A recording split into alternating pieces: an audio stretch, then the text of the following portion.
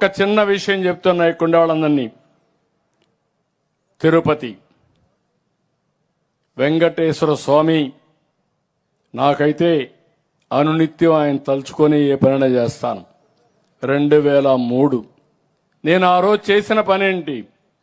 ఈ రాష్ట్ర ప్రయోజనాల కోసం ఆ రోజు తీవ్రవాద సమస్య పని చెయ్యదు, మీరు సమస్యలు సృష్టిస్తున్నారు, సమాజాన్ని అతలాకుతలం చేస్తున్నారు, మీరు మారండని కోరాను.